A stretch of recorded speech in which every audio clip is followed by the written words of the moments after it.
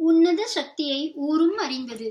பரிமளாச்சாரியராய் பட்டம் பெற்ற பின்பும் சுமார் 1 வருட காலம் ஸ்ரீ சுசீந்திர தீர்த்தருடன் கும்பகோணத்தில் தங்கிய வெங்கடநாதர் குடும்பத்தை கவனிக்கும் பொருட்டு மீண்டும் புவனகிரிக்கு திரும்பினார். மனைவி சரஸ்வதியுடன் எளிமையாய் இல்லறம் நடத்தி கொண்டிருந்த வேளையில் ஸ்ரீ வெங்கடநாதரின் அதீதமான புலமையை கேள்வியுற்று தாங்களும் பாடங்களை கற்று தெளிய வேண்டும் என்ற ஆவலில் இவருக்கு சீடராக ஆனவர்கள் பலர். தன்னிடம் வந்தவர்கள் அனைவருக்கும் தான் அறிந்த அனைத்தையும் கற்பிக்க தொடங்கினார். சரஸ்வதி தேவி எந்த அளவிற்கு இவரிடம் வியாபித்து வஞ்சனை இல்லாமல் குடிக்கொண்டிருந்தாளோ அந்த அளவிற்கு லக்ஷ்மி தேவி இவரை விட்டு விலகியே நின்றாள். கல்வி செல்வம் கடலாக இருந்த போதிலும் பொருட்செல்வம் வற்றியே இருந்தது. ஆம், பொருள் இல்லாமல் வெங்கடநாதர் அனுபவித்த இன்னல்கள் ஒன்றல்ல இரண்டல்ல, பல பல.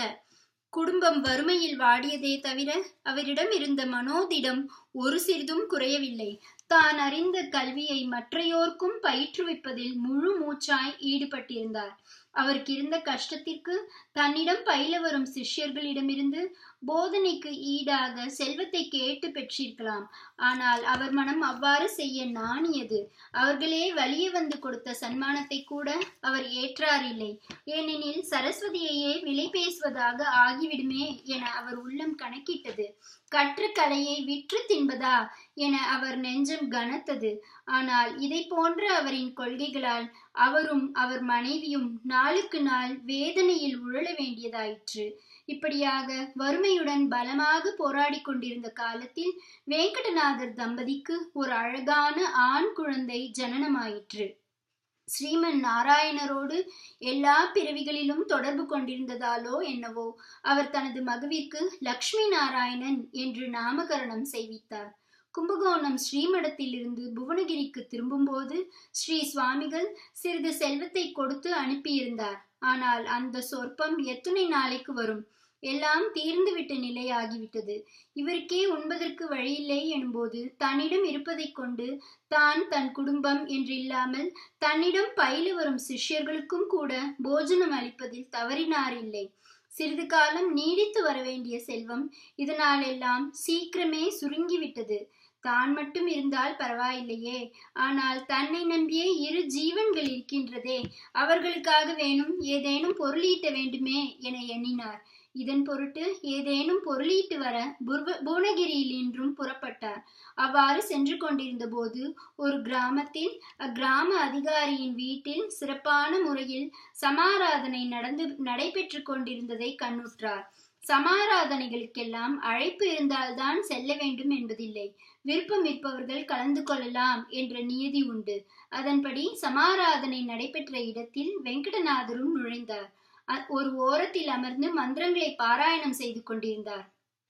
வெங்கடநாதரின் வாட்டமான முகத்தையும் கிழிந்த ஆடைகளையும் கண்ட ஒரு புரோகிதர், இவனுக்கு வெறுமனே சாப்பாடு போடக்கூடாது, ஏதாவது கடினமான வேலையை செய்ய சொல்ல வேண்டும்.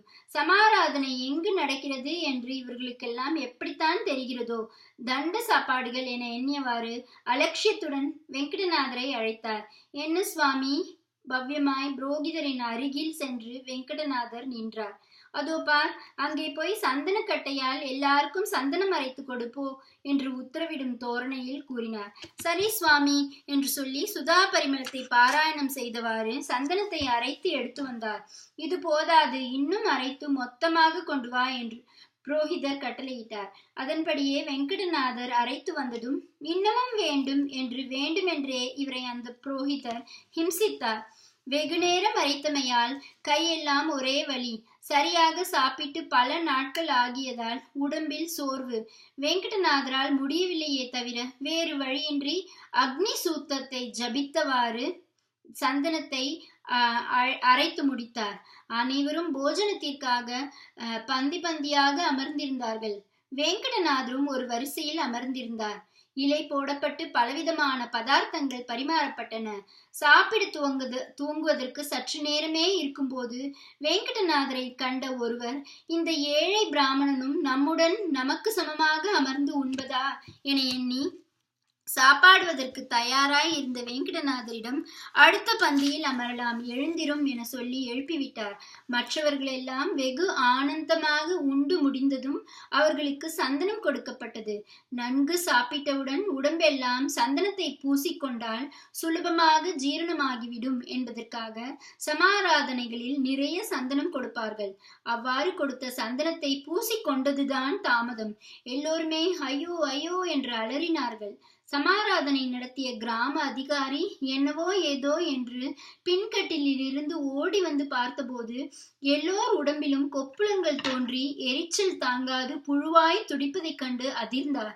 சாப்பிடும்போது எல்லோரும் நன்றாகத்தான் இருந்தார்கள். சந்தனத்தை பூசிக்கொண்டதில் தான் இப்படி ஆகிவிட்டது.